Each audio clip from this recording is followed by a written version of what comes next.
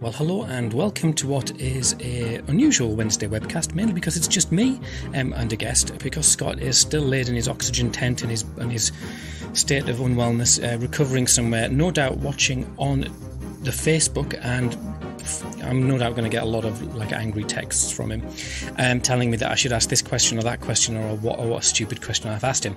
Anyway, hello Scott, hope you're doing well, and send me a message of encouragement, please. The other thing is just a quick notification before we get into the guests, just to say that we are putting on a series of trainings across the summer, running through from the end of April right to the end of July. We're looking at living with challenging, violent, aggressive behaviour, and we're also looking at supporting professionals around how to support families. There's a link in the show notes. There's another link, but you can go to our Eventbrite page or our Twitter page, and there's loads of places you can get access to that. I would encourage people to get onto it really quickly because we're doing it really affordably. And we've already sold out one of our dates, so please get onto that quickly. Anyway, that's the boring kind of that's the house notices, parish notices. Hello, Sarah. Today I've got Sarah with me, and I'd like to introduce you. This is Sarah Richards, and she is an academic and a researcher who's looking at issues around adoption. So thank you for joining me, Sarah. Nice to be here, Al. Excellent. Not too nervous, I hope? Very nervous, but I'm looking forward to sharing this with you. Excellent, thank you. So, Sarah, would you introduce, I gave a really brief introduction, but today we're looking at sort of adult adoptees and therapy. So can you tell me a little bit about who you are and kind of how you have found yourself in this world of adult adoptees and therapy? Yeah, so I'm Sarah. I am an adoptee myself, and I'm also a therapist. I qualified a couple of years ago to work with adults, and I'm currently doing a master's counselling children and young people, and I also do a bit of work with families as well through that. And for my master's dissertation, I've chosen to research adult adoptees' experiences of therapy, basically, so accessing and engaging in therapy. Excellent. I mean, that's a really, it feels like a really current topic.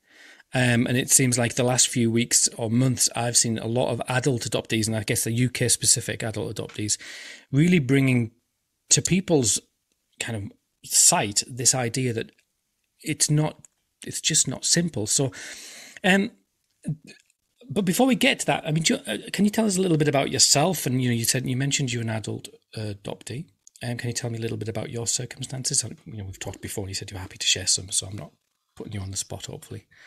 Yeah, no, that's fine. I was adopted before I was one. I was adopted in 1980, so a while ago.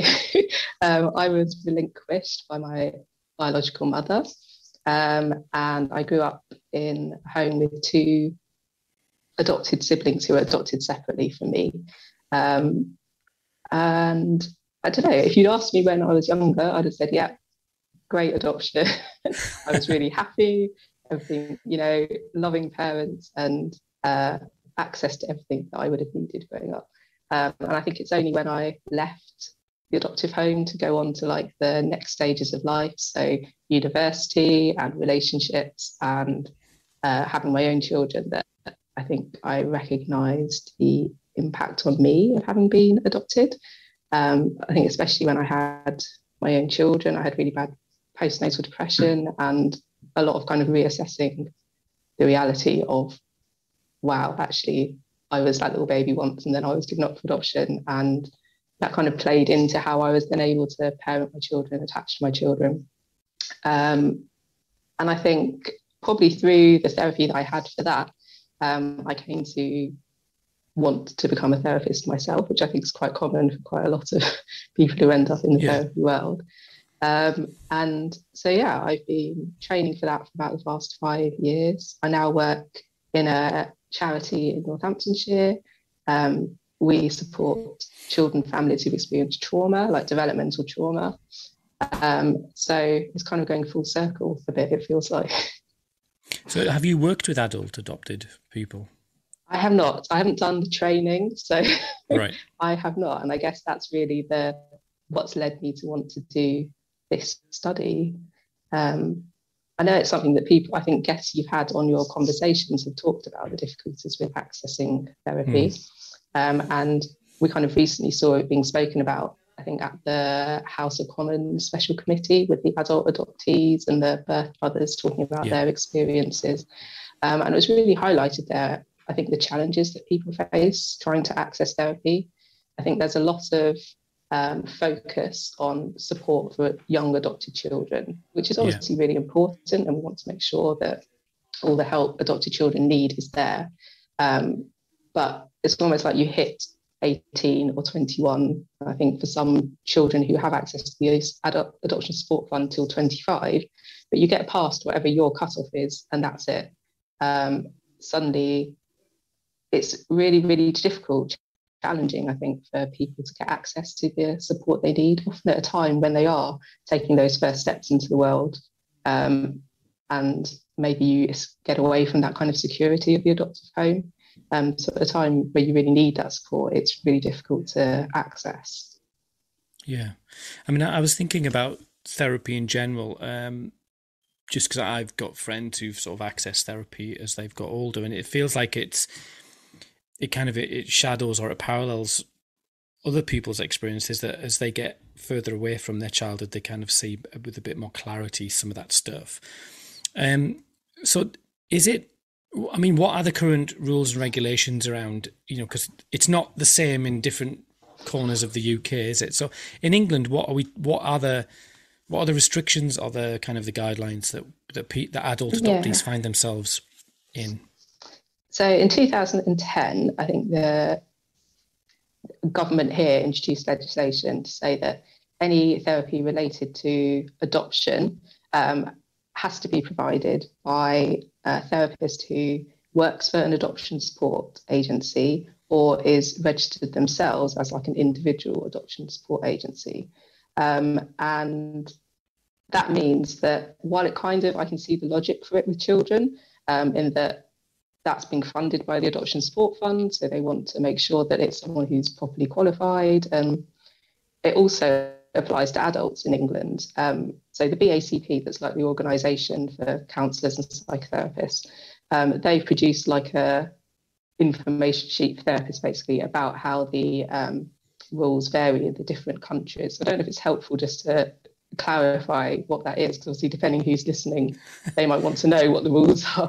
Go for it. I mean, so in England, they say it's not lawful for a counselling practitioner to provide adoption support services, including counselling, in their private practice if they're not either a registered adoption support agency or working under a contract of services with one. So that's what happens in England. So if I, as a adoptee, wanted to go and see a counsellor about anything, bereavement, addiction issues, any manner of things, whereas the average person might just go down to their local low-cost counselling centre to access therapy. If presuming the counselling centre was aware of this legislation, which is another issue because lots aren't, they would, in theory, when they found out I was adopted, if they were following the legislation, turn around and say, sorry, we can't support you. And that is something that happens to a lot of adoptees. I was gonna question that, because I'd sort of maybe I'd misunderstood. I thought it was that only if you thought, oh, I want to talk about my experience of being adopted, then you need to access a therapist who meets that criteria. So, but you're interpreting it a different way. You're saying that regardless of what you go for, as an adopted person, think my personal opinion, I think the legislation's really poorly worded. Right.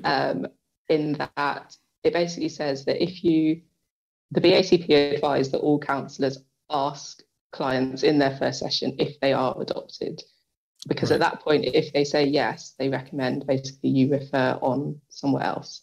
And again, I see the logic in that if I went to see a bereavement counsellor, actually adoption issues quite often, if it's a family bereavement, are going to tie into that. Similarly with addiction, say, we know that adoptees experience higher levels of addiction. So it's going to tie in potentially. And so they recommend that everyone finds out up front. But they do say that if you start with a client and they're not told you they're adopted and they're talking about something else and it comes up later on, you don't have to, according to legislation, refer them on to someone else. but they say you have to make the client aware that this legislation exists.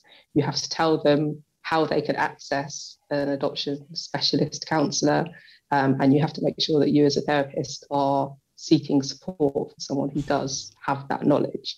So extremely complicated, and you can understand why counselling agencies up front will just say no if you're adopted, basically, because they almost don't want to get into that. But that has a real impact also on adoptees who aren't able to access the low-cost counselling services, or they don't have someone who's done this training and is Ofsted registered in their local area.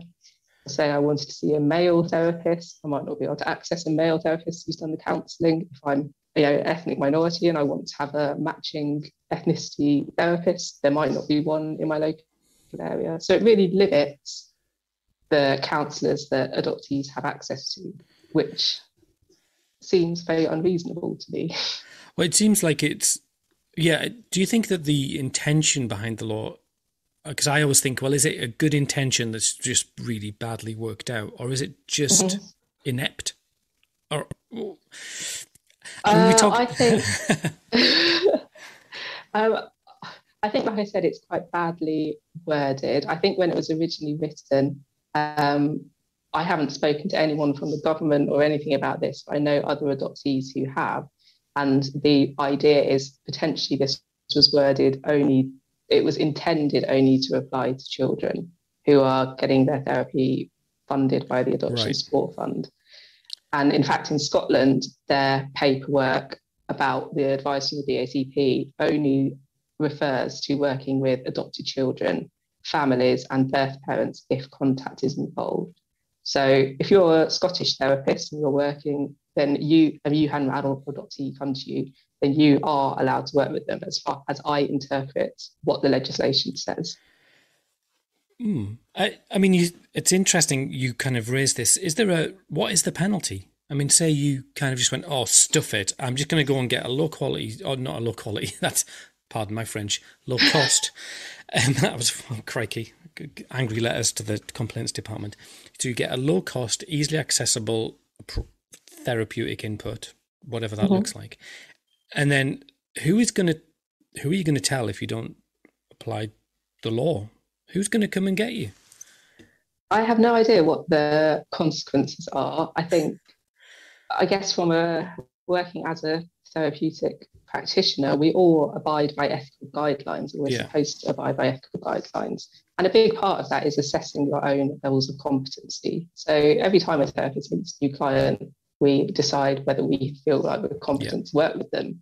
So if I meet one and they have issues in an area that I don't have training in or experience in, I would signpost them on to somebody else. But it's only in the case of adoption where that autonomy to go and choose a therapist in the first place is almost removed from you. It's like we say, in this situation, we can't trust the therapist to be ethical and make that call about whether they're competent or not to do this. And I guess that's what's really driven this research, in that it seems strange to me that this is basically the only legislation that relates to counselling. Counselling is not a regulated profession in the UK, so you could stick a sign on your door and say you're a counsellor tomorrow and there'd be no comeback. Yes, you wouldn't be very ethical to do that, but legally there's no issue in you doing that. But for some reason, this one issue, working with adoptees, there is legislation. But there doesn't seem to be any evidence base as to why that is. There's no published research about therapy with adoptees, adult adoptees in the UK. And there's no evidence base as to how it is helpful for the therapists who have done this training and become Ofsted registered. No one's actually gone and said to adoptees, so what was your experience with a suitably qualified adoption counsellor? What was your experience with one who wasn't qualified but worked with you anyway?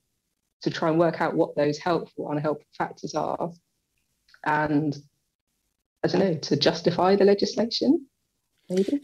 It feels like really murky, and it just makes you wonder what the motivation, because you mentioned the Adoption Support Fund, but the Adoption Support Fund was put in place in 2015, 16. Okay. So it predates the Adoption Support Fund. It feels like I don't know, I guess we can't look into the minds of people. I guess will be people who maybe do know exactly why it was, but it feels like a safeguard that actually doesn't safeguard, it just prohibits, Maybe, we don't know because nobody's bothered to find out right now. Right. Which hopefully is where this study comes in. I'm trying to think of someone who I can maybe ask. Right, I'm thinking in my head about people that I can maybe go and connect you with to ask that question. That'd be great. I know people in my mind. Ginny from How to Be Adopted is doing a lot of work in this area behind the scenes, and I think somebody else as well. Pam, has been speaking to Pam Hodgkins. Yeah, she's been speaking to, I think, people as well to try and work out where this came from and how we justify the fact that adult adoptees have to fall into this. It feels just a really odd, and obviously I work in social care and work around people who kind of get therapeutic support. And I'm always conscious that people often go to therapy or they embark on therapy for one thing, and it can often, it's like peeling an onion, isn't it? That actually, I can just envisage someone coming and going, well, I want to talk about, grief or loss or anxiety or stress or whatever. And as the onion's peeled, there's this kind of these moments of revelation where you go, oh, actually I'm adopted, and actually that resonates because of X, Y, and Z.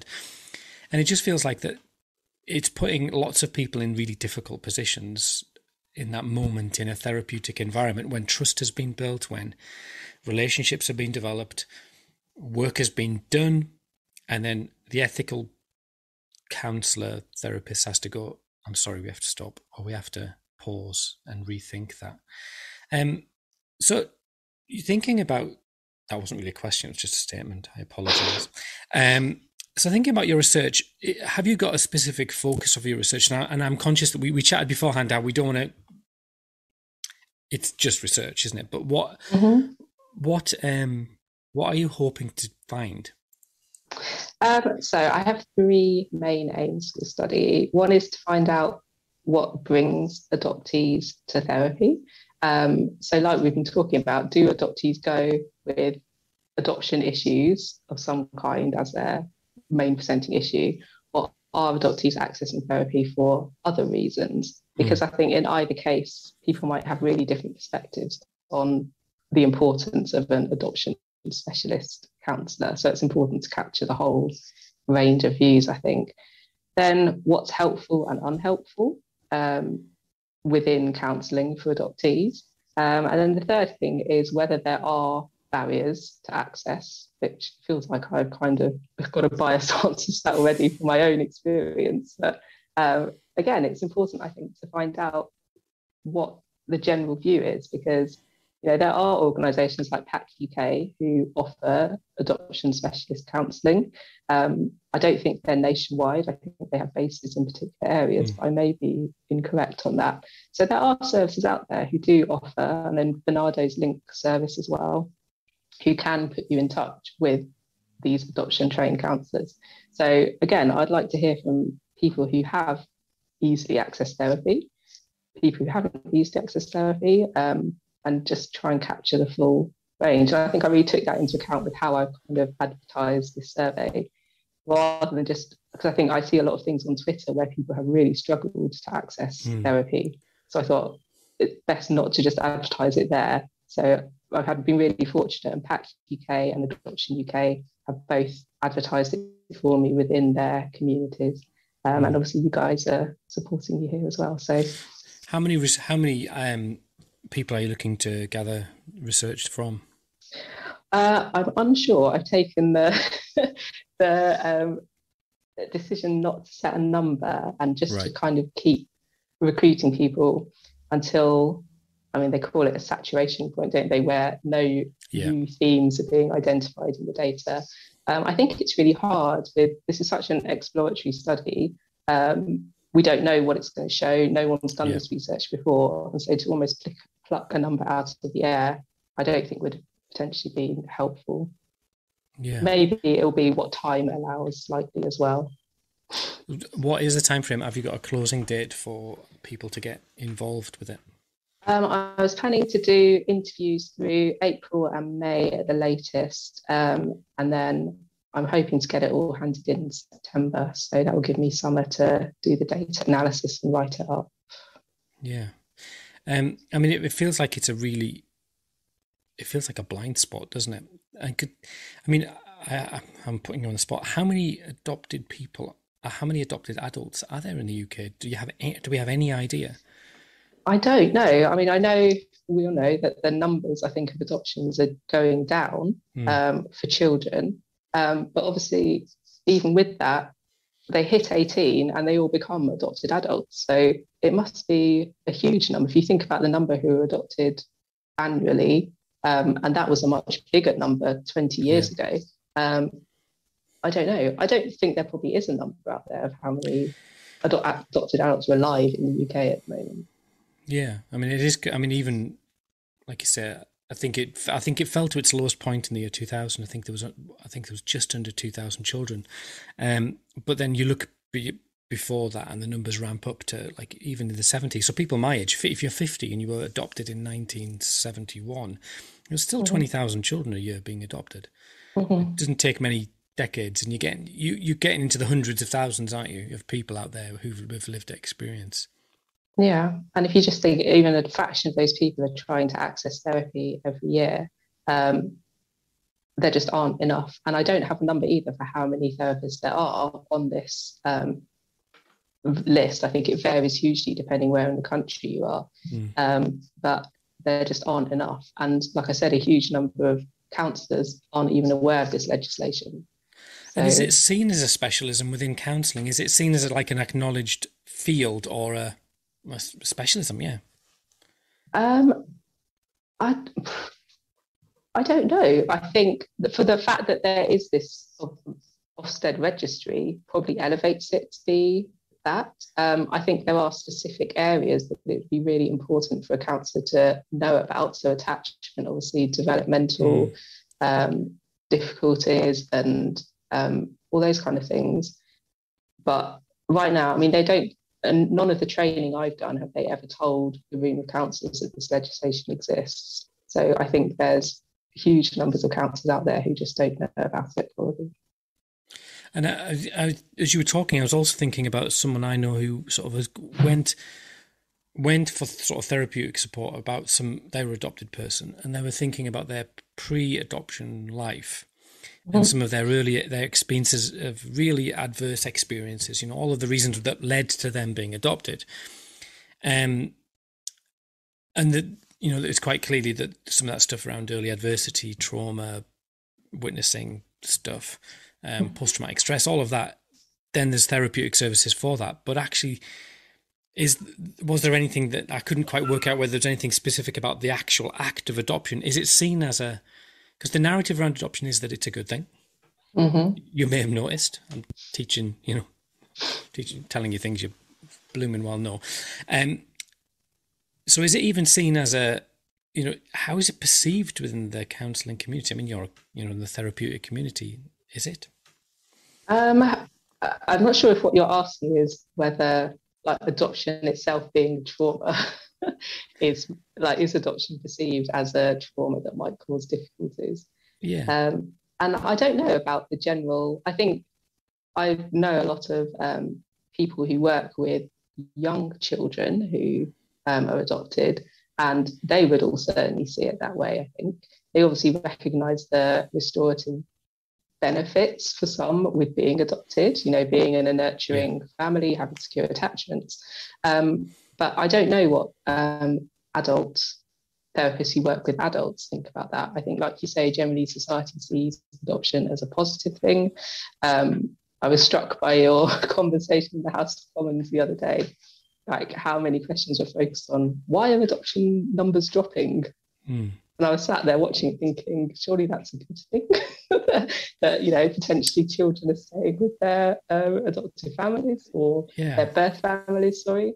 But I think there's a real perception that it's a good thing to have kids adopted, and the adults who are adopted won't have been impacted at all because they've grown up, for many adoptees, they've grown up in really positive, nurturing environments. So almost, why have you got any problems, I think is maybe society's opinion. So yeah, but I guess you can't comment, or you wouldn't. Does that bleed into then the therapeutic services, that they kind of think, well, it's not your adoption, it's this, or is that anecdotally, is that what you've heard or hearing? I don't have an answer to that, I'm afraid. I don't know. Oh, Scott would have had an Sorry. answer. Scott would have just made something up if he was listening. He's probably just making things up. I'll just check my text. No, he's not said anything. So he's probably, his fingers are twitching somewhere.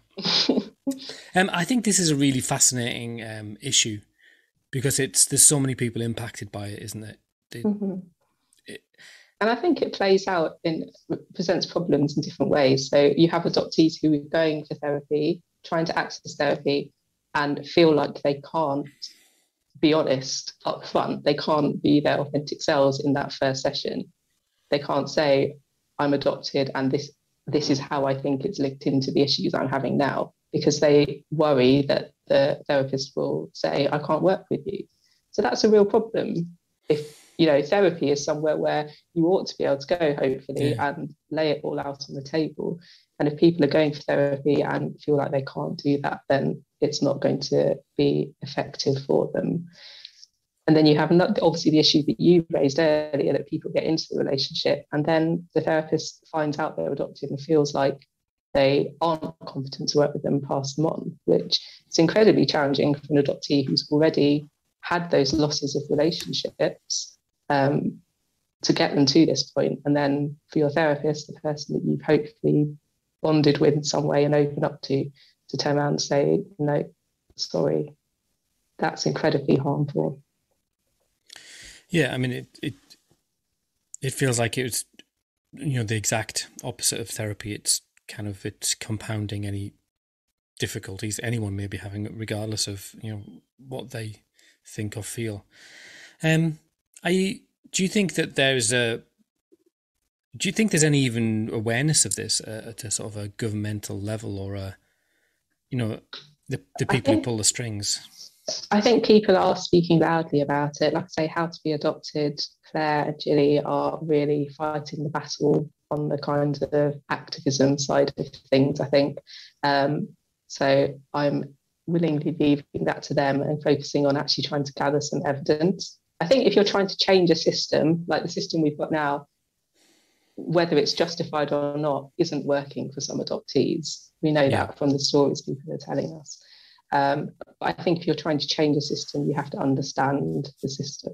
And it's like nobody's bothered right now to actually assess what's happening at the moment and say, yes, this works, this doesn't work. Could we change it so that, yes, you have to do some kind of training, but you don't have to go through the hassle of being an Ofsted registered counsellor?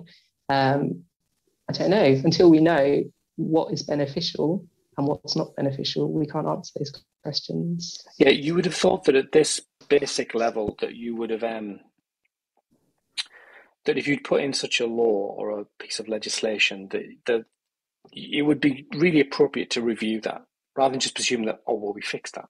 It just, that was a great idea. It must have worked because no one's come back to us. You would have thought there was a responsibility to kind of look at that and consider how it's working or not working. You would think so. If you're going to set legislation that says you're not allowed to provide this kind of work, which then obviously impacts on the adoptee, you'd think it would be evidence somehow. Yeah, maybe that's why we're not in government. Maybe straightforward. And so how can people get involved in your research? What's the access points? I think I put a link, but is there kind of people find out more information from you if they want? Yeah, you can hop onto my Twitter feed if people use Twitter, which is @_SARAHHARA_. So _Sarah Hara _. Then my recruitment flyer is around everywhere at the moment. So it's on Twitter. PAC UK and Adoption UK have both tweeted it out. I think Adoption UK sent it out in their newsletter. I think you guys have retweeted it. So probably the easiest for people that access you here is to hop onto your Twitter feed if they are there already, and they should be able to find my recruitment flyer.